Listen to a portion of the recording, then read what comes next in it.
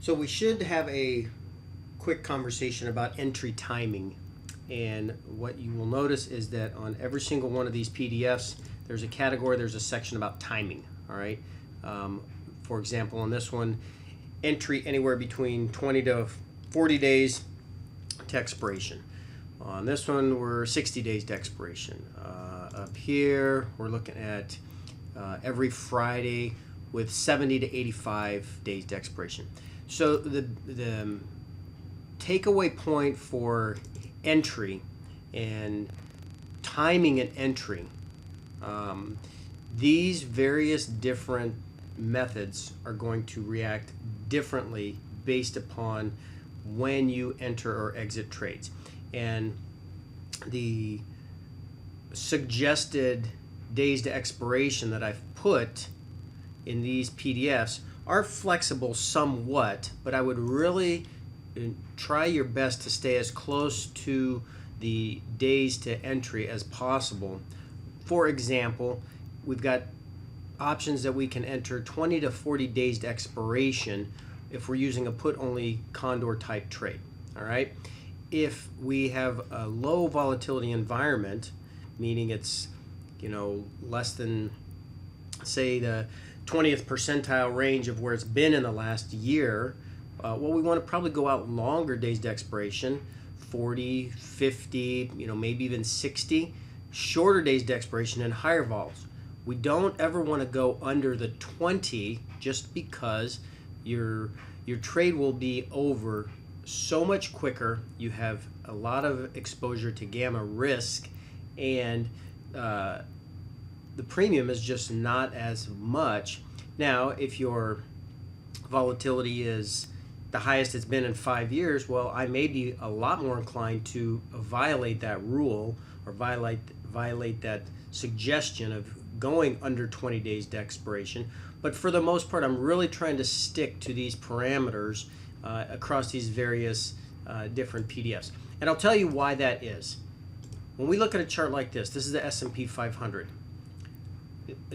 People waste, in my opinion, countless and numerous hours and hours and hours trying to time the market and trying to pick direction and grab a swing point low. And of course, the benefit of hindsight is always 2020, but that is a very, very difficult, if not impossible, game to play, because you're basically saying you're going to be able to predict the future. And we can look at these in hindsight and we can say, well, of course, you can see that this is a swing point on a chart. But at this point in time, if we went back to this date right here, 10/17 of 2014, let's go 10/17 of 2014, and this is the market that you are contending with. How much conviction do you have saying that this is the swing point? This is a point to where I am prepared and willing to put in a lot of capital or a trade with a directional bias, and I'm going to try and time an entry for an options trade. Can it be done? Yes. Is it difficult to do consistently? Yes. It's almost impossible, I believe, to do that on a consistent basis. And so that's why I am always suggesting and recommending you take a very small percentage and a portion of your trading capital, and you practice these types of directional trades to try and improve your timing capabilities or your timing abilities. And if you find that you get skilled at it because you can read the charts a little bit cleaner than others, or you just have a knack for it, or whatever the case may be, well, then you're only jeopardizing a very small portion of your capital.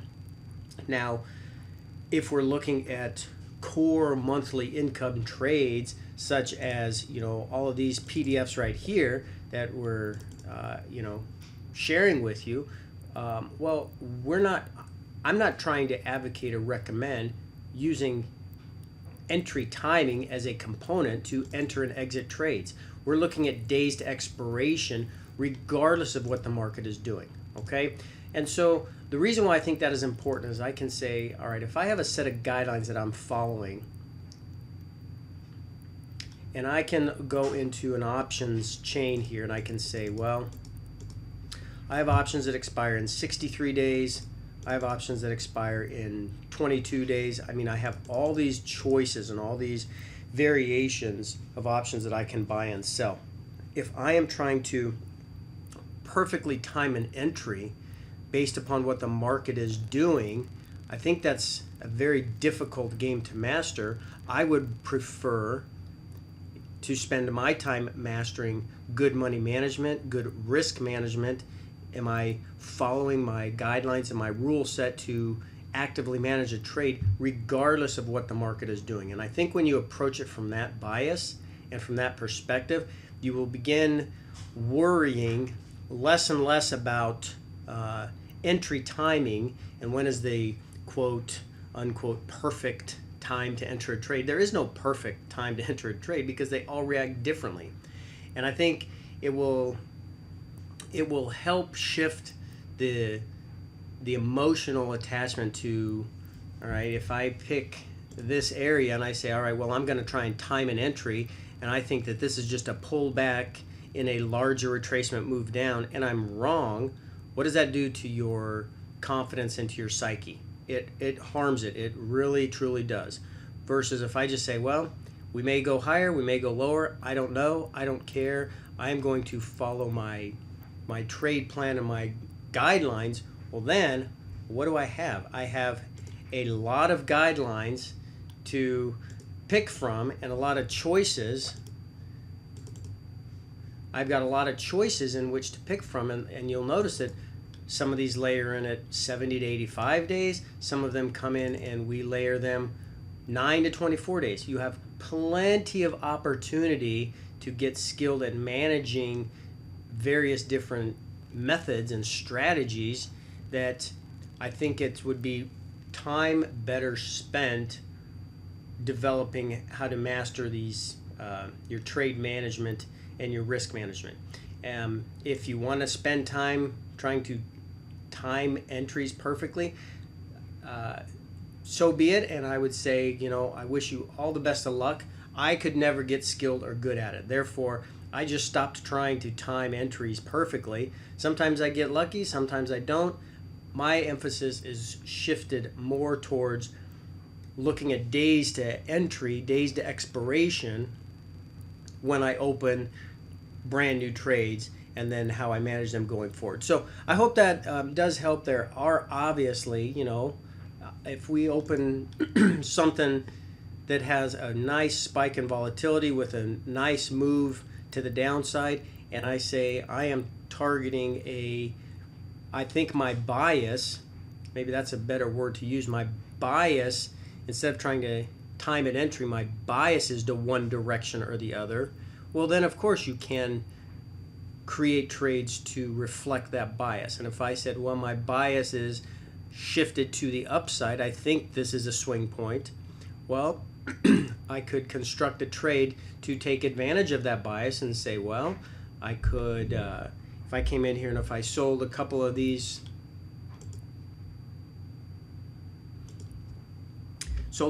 right at the money, and instead of having a balanced wing approach, well, I could say this is the balanced wing approach. I could say, well, maybe I have an unbalanced approach so that my bias is shifted to the upside, right? Because you see this is your expiration profile.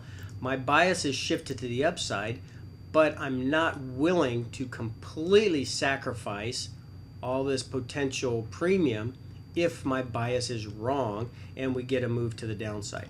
And it will be very easy for you to see how every single one of these are constructed in such a way that you can put a bias on top of where you select your strikes. All right, and then maybe that will become a lot more apparent in the example lessons that are down below. But just understand less emphasis should be spent on getting the perfect timed entry, because we're never going to get the perfectly timed entry, and more emphasis should be spent on mastering the guidelines and managing the risk. All right, so on to the next one, and I hope that helps clarify my standpoint and my thoughts and feelings about entry timing with some of these trades. Thanks. Bye.